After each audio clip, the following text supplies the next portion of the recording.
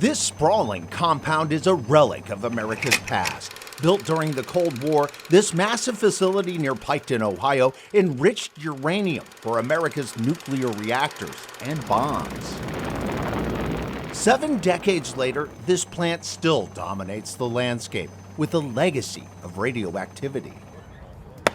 Zach Farmer, an all-star baseball player who grew up near the plant, was only 21 when he died of a rare leukemia. That was my best friend, and my son.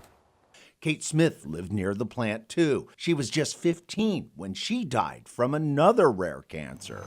Tragedies are everywhere you turn here. The local health commissioner is convinced people here are living and dying from radioactive fallout. Certain cancers are caused by certain things, and we only have one, plant that can cause some of those things. 4 miles from the plant, this middle school was closed in 2019 after enriched uranium was discovered inside. Air quality monitors, some as far away as 14 miles from the plant, consistently pick up radioactive particles. The U.S. Department of Energy, which oversees the plant and others like it, tells us there is no radioactivity detected above naturally occurring levels.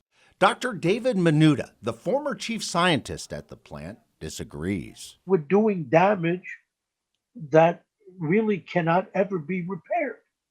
There are approximately 300 uranium and plutonium processing sites across America. There is no public list for national security reasons, but most operate in remote parts of the country.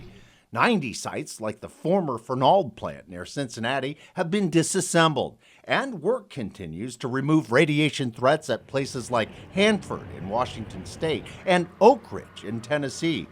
But even with these cleanups, Dr. Minuta says communities across the country face a continuing threat from radioactive particles that drifted in the air and are now being detected in water and soil surrounding the plants. Do you believe that we're dealing with levels of contamination, cancer, and death at all of these sites?